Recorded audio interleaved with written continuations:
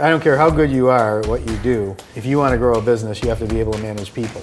Bill Terlato, CEO of Terlato Wine Group, an international wine company spanning 4 generations, with over 1,000 acres of vineyards and a global portfolio of over 85 wines, spirits, and non-alcoholic brands. Bill was named president and CEO of Terlato Wine Group in 1994, where he's led the company to an estimated $400 million in annual revenue. We hung out with the Chicago native for a wine tasting, discussed what it means to be a CEO and the state of the wine industry. All right. So you got a taste. Should we give this a go? Give it a, All right. Give it a try.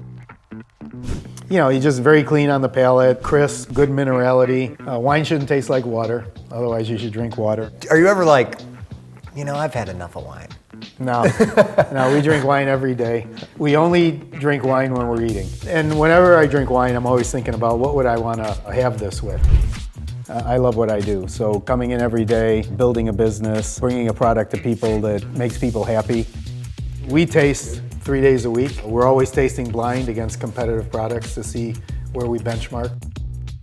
The most challenging thing is the responsibility for the people that work with us. Their careers and their livelihoods depend on us making good decisions. What we're looking for our portfolio, in the industry, 20% of the wine sales are in restaurants, 80% is in retail. In our company, the mix is 50-50, so we have a very high skew towards restaurant business. And so what we're looking for in our products are products that would do well in restaurants. It's very, very fresh, very crisp. Yeah, this is a white. You can tell more with your nose. Your nose is much more sensitive than your palate. And when you drink, it's kind of to confirm what you've smelled. If a wine smells good, it should taste good. What would you say your advice would be to an aspiring entrepreneur? Something my dad said years ago, and I never forgot it. Don't make decisions based on money, because if you make decisions based on money, you'll make bad decisions. Do the right thing, and the financial aspects should work itself out. My dad making me the CEO, but feeling like that he could trust me to take the business forward. We've been 85 years, multiple generations. In our family, if you want to work in the business, you have to work outside in an independent job in the industry, and you have to be promoted to a management position and manage people for at least a year. What I can teach them, I'm going to teach them, like what my dad could teach me. But I want them to get to the point where they can teach me things. I don't care how good you are at what you do. If you want to grow a business, you have to be able to manage people. I don't want to tell people what to do. I want them to tell me, I identified a problem, here's what I think is the solution, here's why I think that solves the problem. The process is more important than the answer. Foreign exchange, because we buy a lot of products from around the world in their local currencies. Competitive environment, what our competitors are doing. Market conditions in general, is the economy doing well? I worry about, is cannabis going to have an influence on what people drink or their lifestyle, or if they go out or stay at home? There's no end to the things that I can worry about on a daily basis. But I found that the more you obsess about something and worry about it, the easier it is to come up with a solution on how to deal with it. What are your thoughts on White Claw, the love of the seltzers? If I go back in my career, I can think of a lot of things that came on the scene quickly, grew very quickly.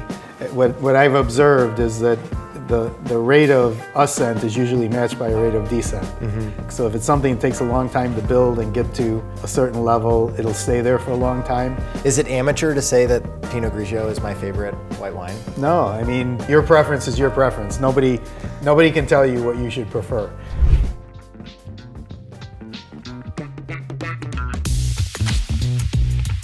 Chicago is the best city. I love everything about Chicago, especially the summers. Winters, not so much. The fact that we have the lake, people come here and they expect to see like a little body of water that you can see to the other side.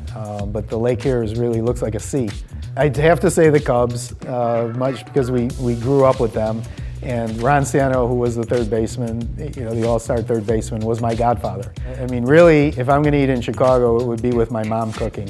She knows all the things that I love. It's the things that we grew up with. If I had one place that I could pick where I wanted to eat, I'd have my mom cook. I always say there's two kinds of people in the company. There's people that identify problems and bring you solutions, and there are people that bring you problems asking you for a solution. Be a problem solver, don't be a problem proclaimer or something. Exactly. Yeah. Don't come and to me it's with funny that. because the person who's bringing you the problem, it's always the same people. And it's like, well, then you're gonna have to give me your paycheck today if you want me to do your job. What's a no-no for wine consumption where you're like, don't do that with wine? There's friends of ours that they put ice in wine because they want it to be colder. Well, fine, if you want ice in wine, put ice in your wine. If you want to ruin your wine, ruin your wine. Well, there's a lot of people who wouldn't do that. How often do you have to bite your tongue when someone makes a comment about wine and you're like, well, that's just not an accurate statement? Yeah, I don't, I never really say anything. If someone asks my thoughts on something, I'll tell them. But if someone makes a comment, I never. You're not gonna dunk on them. Yeah. Well, hey, cheers. Cheers. Thanks so much for this. Thank you. This is I so hope- fun. I hope this is interesting for your audiences.